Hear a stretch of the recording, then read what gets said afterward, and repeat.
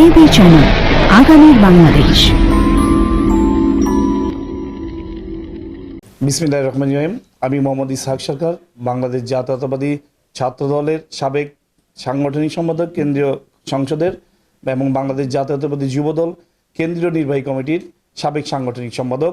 আপনারা জানেন যে স্থানীয়দের বসবাস, এই স্থান থেকে আমি রাজনীতি শুরু করেছি এবং আমার শুরুটা ছিল সেই 1990 এরশাদ বিরোধী আন্দোলন থেকে। তখন থেকে আমরা ইন্সপায়ার হয়েছি এরশাদ পতনের আন্দোলনের মধ্য দিয়ে।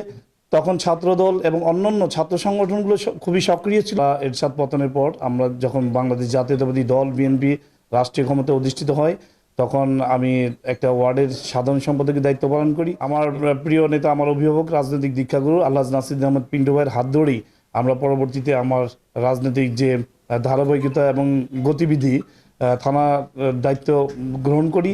দেশনেত্রী বেগম খালেদা জিয়া বিরোধী দলের নেত্রী হিসাবে রাত 2টার দিকে বরিশালে একটি প্রোগ্রামে যাওয়ার উদ্দেশ্যে যখন সদরঘাট দিকে যাচ্ছিলেন, ঠিক সেই মুহূর্তে আমি একটি বিশাল মিছিল নিয়ে রাত 2টার দিকে উপস্থিত হই। তখন আমার অভিভাবক নাসির আহমেদ পিন্টু ভাই আমাকে দেখে, আমাকে ডেকে আমাকে জিজ্ঞাসা করেন যে তুমি কি ছাত্রদল করো কিনা।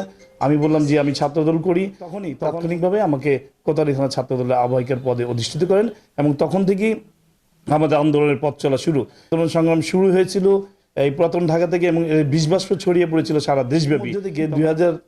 1998 সালে আমার যে উপর নির্যাতন, আমার বিরুদ্ধে তখন 107টি মিথ্যা মামলা দায়ের করা হয়েছিল।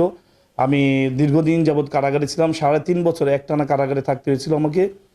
কারাগারে থাকা অবস্থায় আমি আমার বাবাকে হারিয়েছিলাম। আমি প্যারোলে মুক্তি নিয়ে 2 ঘন্টার জন্য বাবার জানাজায় অংশগ্রহণ করতে পেরেছিলাম। ভাই ইয়াকুব সরকার বিএনপির নেতা ছিলেন, যার বিরুদ্ধে 152টি মিথ্যা মামলা ছিল। উনিও দীর্ঘদিন আওয়ামী ফ্যাসিবাদ বিরোধী আন্দোলন করতে গিয়ে প্রথম ঢাকায় আমরা একই পরিবারের 3 জন সদস্য, আমার ছোট ভাই ইসমাইল সরকার, যিনি কোনোদিন রাজনীতির সাথে সম্পৃক্ত ছিলেন না, শুধুমাত্র 2 ভাইয়ের কারণে, তার বয়স ছিল 14 কিংবা 15 বছর, যখন আমাকে গ্রেফতার করে কোতোয়ালি থানায় নিয়ে যাওয়া হলো, আমাকে অকথ্য নির্যাতন চালানো হয়েছিল।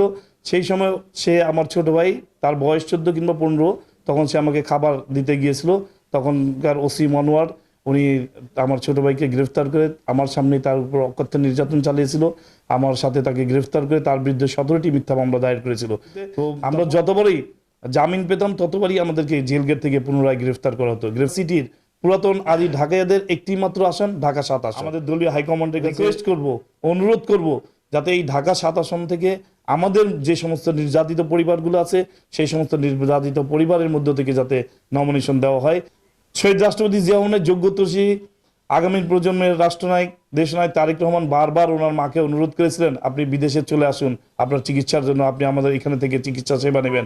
কিন্তু বারবার উনি প্রত্যাখ্যান করেছেন যে আমার এই দেশের অসহায় নেতাকর্মীদেরকে এই অবস্থায় রেখে, ফ্যাসিবাদের তোপের মুখে রেখে আমি কোথাও যাব না, এমন উনি ওনার কথা রেখেছেন।